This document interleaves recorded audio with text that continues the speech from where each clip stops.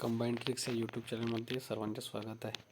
आधुनिक भारताचा इतिहास भाग 3 आज आपण बघणार आहोत. चला तर मग वेळ न वाया घालवता सुरू करूया आपल्या लेक्चरला. आज आपण वॉरन हेस्टिंग याच्याबद्दल पूर्णपणे माहिती घेणार आहोत. वॉरन हेस्टिंगच्या काळात घडलेल्या सर्व घटना, युद्ध, तह, ठीक आहे, या सर्व गोष्टी आपण इथे बघणार आहोत. वॉरन हेस्टिंगचा संक्षिप्त जीवनचरित्र. वॉरन हेस्टिंगचा जन्म 1732 मध्ये झाला. 1750 मध्ये तो कर्मचारी म्हणून ईस्ट इंडिया कंपनीच्या सेवेत रुजू झाला.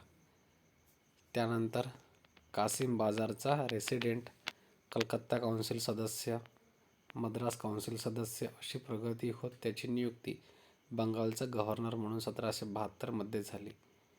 पुढे नियमनाच्या कायद्यानुसार 1774 मध्ये वॉरन हेस्टिंग्ज भारतातील कंपनीच्या प्रदेशाचा पहिला गव्हर्नर जनरल बनला. या पदावर तो 1785 पर्यंत होता. 1818 मध्ये त्याचा मृत्यू झाला.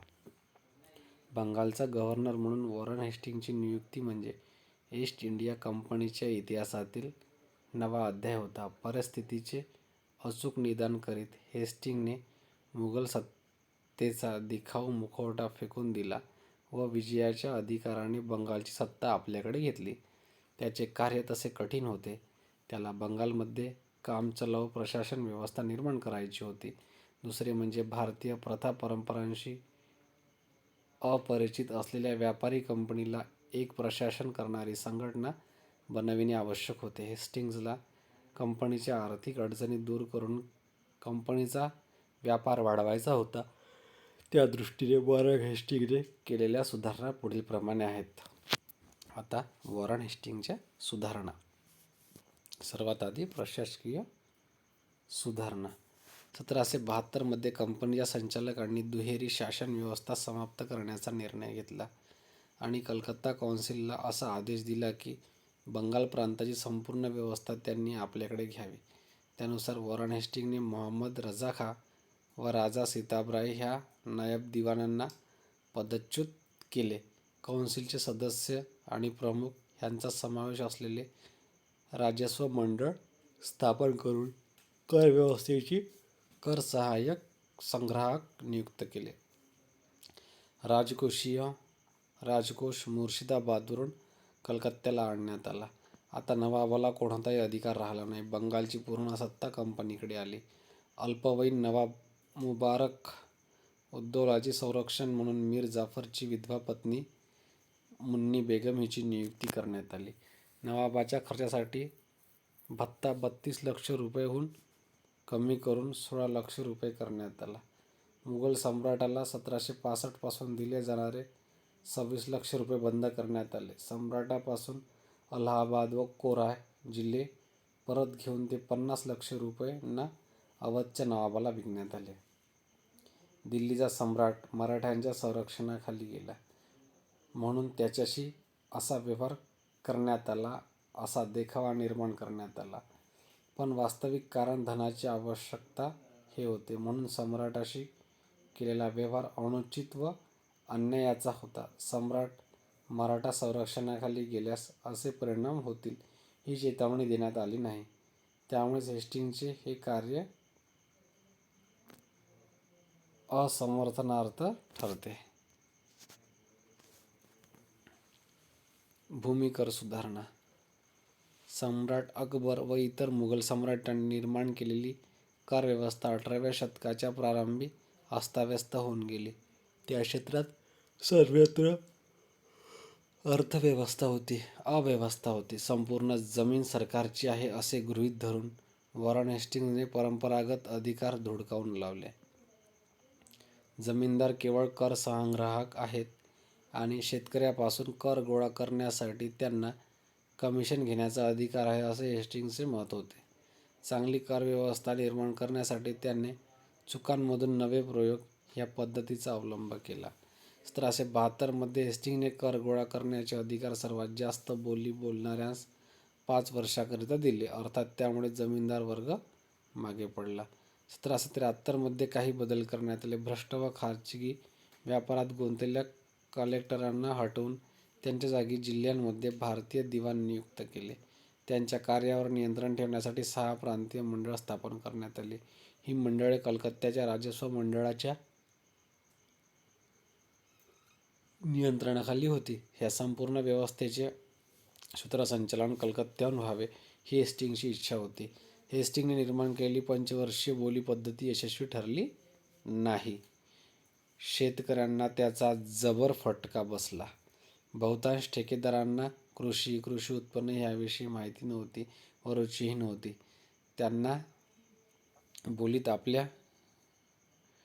त्यांना रुची होती शेतकऱ्यापासून जास्तीत जास्त कर वसूल करण्याची.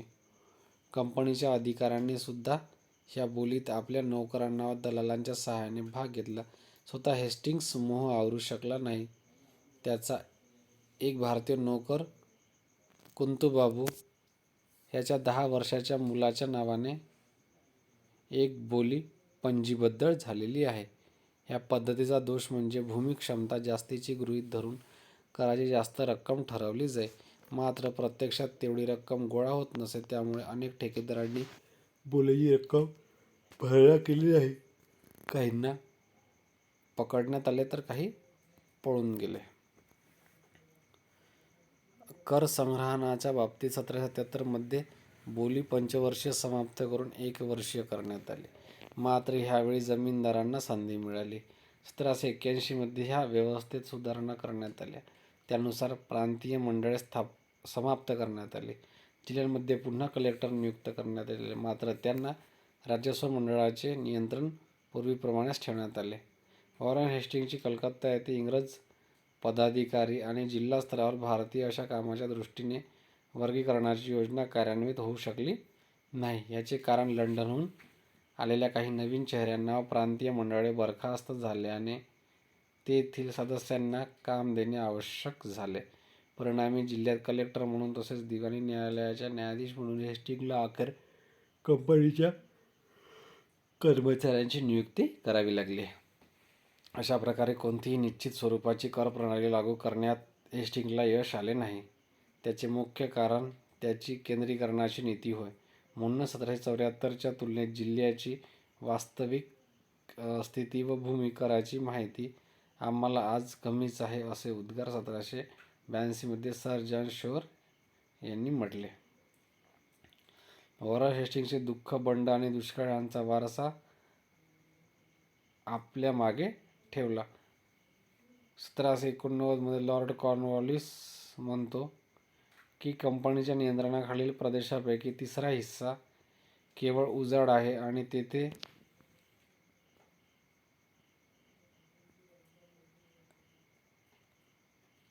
वन्य पशूंचे वास्तव आहे.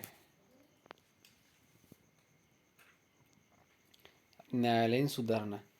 न्याय क्षेत्रातील सुधारणांबाबत हेस्टिंग्स बराच यशस्वी ठरला.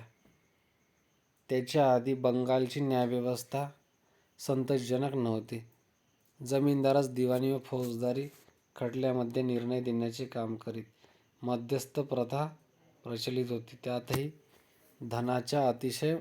धनाला अतिशय महत्त्व होते. लहान गुन्हेगारांना मोठमोठ्या शिक्षा होत. मात्र लोभी न्यायाधीश धनाच्या लालसेपायी खुन्यांनाही निर्दोष सोडून देत. हेस्टिंग्सने अंमलात आणलेली न्यायव्यवस्था मुघलांचीच होती. 1772 मध्ये प्रत्येक जिल्ह्यात एक दिवाणी व एक फौजदारी न्यायालय स्थापन करण्यात आले. दिवाणी न्यायालयाचा मुख्य कलेक्टर राहत असे. हिंदूंसाठी हिंदू कायदे आणि मुस्लिमांसाठी मुस्लिम कायदे वापरले जात. ह्या जिल्हा न्यायालयात 500 रुपये पर्यंतच्या खटल्याची सुनावणी होत होती. त्याच्यावर सदर दिवाणी न्यायालयात अपील करता येत होते. ह्या न्यायालयात गव्हर्नर व त्याच्या काउन्सिलचे 2 सदस्य राहत. त्याच्या मदतीसाठी भारतीय अधिकारी होते. जिल्हा फौजदारी न्यायालयात काझी, मुफ्ती व 2 मौलवी असा अधिकारी वर्ग होता. ह्या अधिकार न्यायालयाच्या कामकाजावर कलेक्टरचे निरीक्षण होते. न्यायदानाचे कार्य खुल्या जागेत होत असे आणि तेथे मुस्लिम कायदा लागू होता. जिल्हा फौजदारी न्यायालयाने दिलेल्या मृत्यूदंडाच्या शिक्षेला तसेच वर सदर फौजदारी न्यायालयाकडे अपील करता येत होते. त्यास सदर काजी, सदर मुफ्ती आणि 3 मौलवी असा अधिकारी वर्ग होता. ह्या न्यायालयाच्या कामकाजावर गव्हर्नर व त्याच्या काउन्सिलचे निरीक्षण होते. 1773च्या नियमनाच्या कायद्यानुसार एक सुप्रीम कोर्ट कलकत्ता येथे स्थापन करण्यात आले. त्याच्या अधिकार क्षेत्रात कलकत्त्याला राहणारे सर्व भारतीय व इंग्रज होते. कलकत्त्याच्या बाहेर राहणाऱ्या भारतीयांची खटले ह्या न्यायालयात तेव्हाच चालू शकत होते जर दोन्ही पक्षांनी स्वीकृती दिली तर. सुप्रीम कोर्टात इंग्रजी कायदा लागू होता. सुप्रीम कोर्ट आणि सदर न्यायालय ह्यांचे कार्यक्षेत्र अस्पष्ट असल्याने परस्पर संघर्ष होता. त्यावर उपाय म्हणून 1780 मध्ये हेस्टिंग्जने सुप्रीम कोर्टाचा मुख्य न्यायाधीश इम्फे याला 5,000 रुपये मासिक वेतनावर सदर दिवाणी न्यायालयाचा अधीक्षक नियुक्त केले. पण कंपनी संचालकांनी त्या गोष्टीस मान्यता दिली नाही. परिणामी नोव्हेंबर 1782 मध्ये इम्फेला त्यागपत्र द्यावे लागले. अशा प्रकारे न्याय पद्धतीशी दुहेरी व्यवस्था चालत होती. वॉरन हेस्टिंग्जने हिंदू व मुसलमान कायद्यांना लिखित रूप देण्याचा प्रयत्न केला. 1776 मध्ये एक संस्कृत पुस्तक छापण्यात आले. विलियम जोन्स व कोलब्रुकने न्यायाचे पुस्तक 1791 मध्ये तयार केले. फतवाए आलमगिरी चे इंग्रजी भाषांतर करण्याचा प्रयत्न करण्यात आला. त्यानंतर आर्थिक सुधारणा. अंतर्गत व्यापारातील अनेक अडथळे हेस्टिंग्जने दूर केले. ठिकठिकाणी जकात नाके बंद करून कलकत्ता, हुगळी, ढाका, मुर्शिदाबाद व पटना ह्या महत्त्वाच्या ठिकाणी जकात नाके ठेवले. व्यापारावरील कर 2.5% ठेवला. व्यापारात सवलती देण्यात परवाने पत्रके त्याने रद्द केली. कंपनीच्या गुमास्तांकडे विणुकरांने होत असले शोषण बंद केले. इजिप्त, भूतान व तिबेट ह्या देशांशी व्यापार वाढवण्यासाठी तेथे व्यापारी शिष्टमंडळ पाठवले. अशा प्रकारे हेस्टिंग्जने बंगालला चांगले प्रशासन दिले. पण ह्या व्यवस्थेत भारतीयांना कोणतेही जबाबदारीची पदे दिली गेली नाही. भारतीयावर विश्वासही टाकण्यात आला नाही.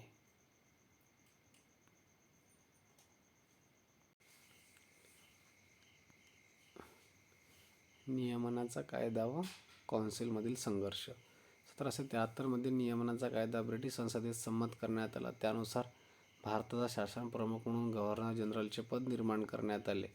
त्याच्या मदतीसाठी 4 सदस्यीय कौन्सिल होती.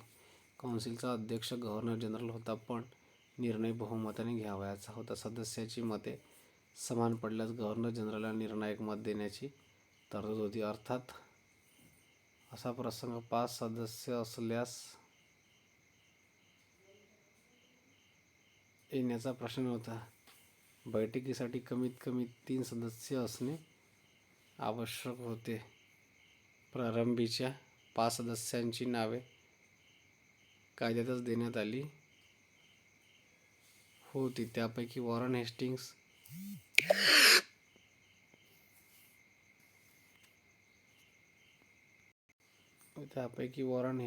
व बारवेल भारतातच होते. उरलेले 3 सदस्य क्लेवरिंग, फिलिप फ्रान्सिस व मॉन्सन ऑक्टोबर 1774 मध्ये इंग्लंडवरून भारतात आले. इंग्लंडहून आलेल्या वरील 3ही सदस्यांची अशी धारणा होती की वॉरन हेस्टिंग्ज अप्रामाणिक आहे आणि भारतीय संपूर्ण प्रशासन भ्रष्ट बनले आहे. वरील 3घांमध्ये फिलिप फ्रान्सिस सर्वात योग्य व महत्त्वाकांक्षी होता. कलकत्त्याला पोहोचल्यापासूनच त्याची भांडणे सुरू झाली. त्याने यथायोग्य स्वागत झाले नाही, ही त्याची पहिली तक्रार होती. अशा प्रकारे पहिल्या बैठकीतच मतभेदांना प्रारंभ झाला. ह्या सदस्यांनी असा प्रस्ताव मांडला की बैठकीत हेस्टिंग्जच्या प्रशासनातील अनियमितपणाची चर्चा व्हावी. अवधच्या नवाबासोबत झालेला संपूर्ण पत्रव्यवहार तसेच रोहिल्ला युद्धात कंपनीच्या सहभागासंबंधी माहिती समोर ठेवण्याची मागणी या सदस्यांनी केली. त्याला हेस्टिंग्जने नकार देताच ह्या 3 सदस्यांनी बहुमताने निर्णय दिला की मिडलटनला लखनौवरून परत बोलवावे आणि रोहिल्ला युद्ध अन्यायपूर्वक घोषित करून कंपनीच्या सैन्याला परत येण्याचे आदेश द्यावे. एवढेच नव्हे तर कंपनीला रेसिडेंट म्हणून बिस्टोची नियुक्ती करण्यात आली आणि अवधच्या नवाबाशी नवा तह करण्याचे आदेश त्याला दिले. त्यानुसार झालेल्या फैजाबादच्या नव्या तहात नवाबाने कंपनीच्या मासिक 21 लाख रुपयांऐवजी